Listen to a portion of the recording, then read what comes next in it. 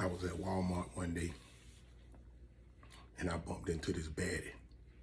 I mean, she real bad too.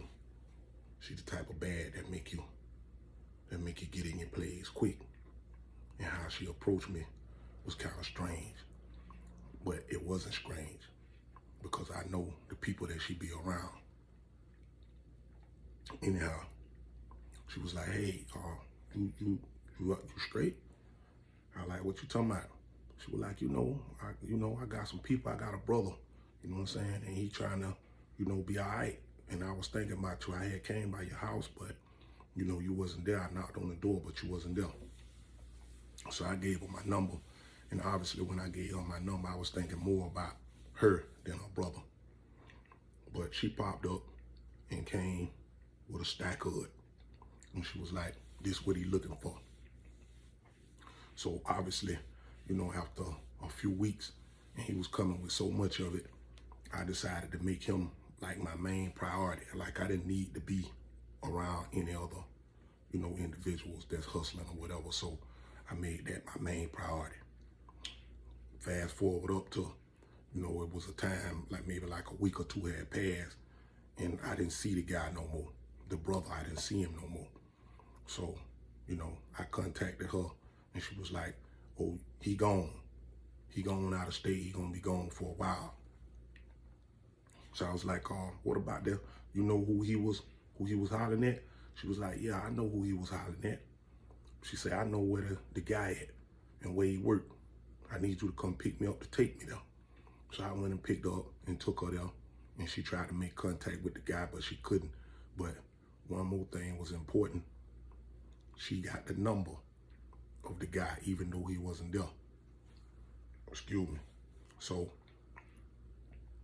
we set up a meeting, and we went to go see the guy on his terms, his ground, his call. So when we got there, he was telling me what he was looking for, whatever, and I was like, "Okay, no problem." And he was like, "Oh, I'm so glad you hollered at me because I missed what the guy was giving me, her brother. I missed that." So boom, I see the guy. He liked it. He showed me a sweet little trick that I won't share on here, but he showed me a trick about something, and it changed the way I was able to detect certain things. He showed me a sweet little trick, but he called me one day and said, "Hey, can you come to my house?" And I was like, "I don't know how to get there. I ain't never been in that area." So he was like, "Look, I'll show you how to get there. Just come this way, come that way. You're going to come through some winds and turns, and I'm going to be on the phone with you, coaching you up." So eventually I got the destination. When I walked in, hold on.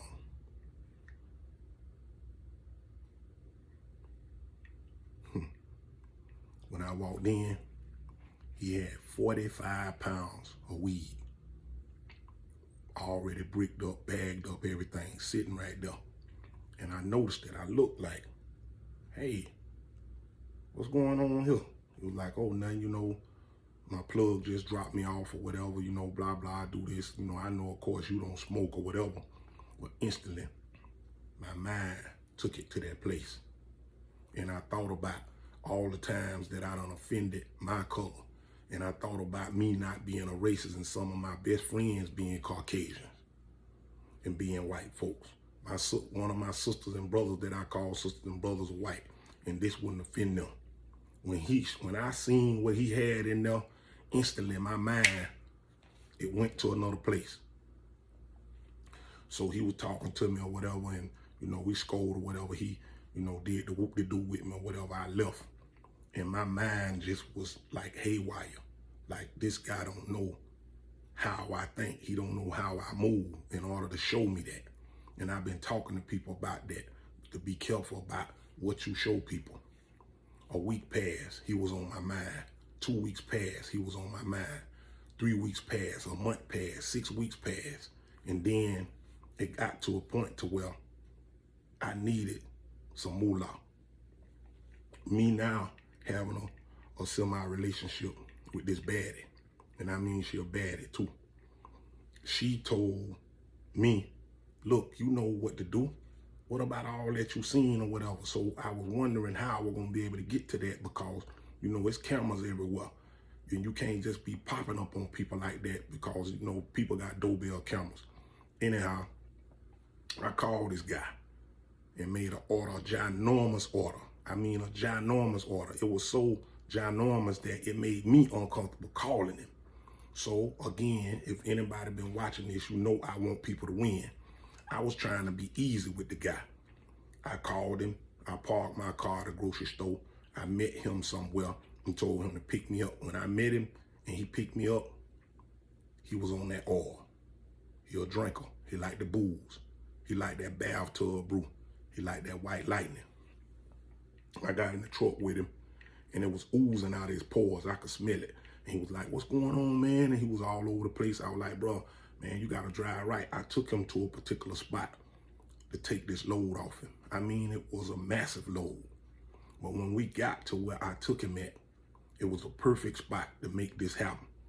I had already included somebody because I wanted to really put some makeup on it to make it look like I wasn't involved.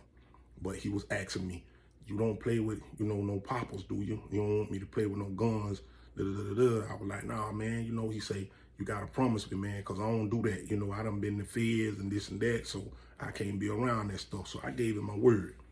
Anyhow, right when the people pulled up, supposed to make this Hollywood shenanigans go down, a lady walked up with her kids.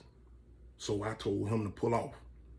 So I thought about taking him to a place to where I could just get that and walk around the corner and just walk away, but my car was parked too far.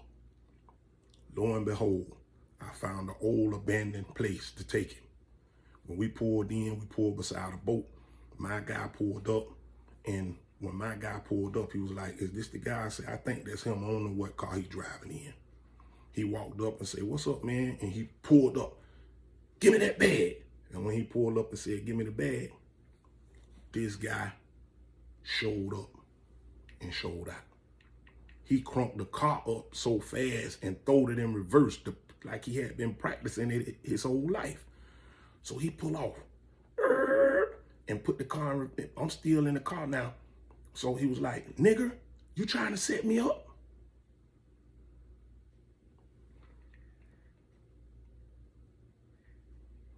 When I heard that nigger, you trying to set me up, I took the bag from him, me and him wrestling the truck all over the place. We wrestling. I took the bag and threw the bag out the truck, and I opened the door and jumped out and broke my leg. I heard it when it broke. This guy didn't stop. He came, he showed up, and he showed out. He turned the truck around to come back to run me over. He come back to run me over. I barely got out of the way. He took his truck and rammed my homeboy car. Rammed it. I hopped around the abandoned building, went and sat in the bushes, and my leg was just protruding through the top of the shoe. I called my guy and asked him, did he get that bag? He said, yeah, I got it. But my girl car total loss. So I said, okay, I'm gonna need you to come pick me up. And I left and went to my mother's house. I found out the next day that my leg was broken. We went to the doctor, and that leg was I'm talking about it was a bomber too.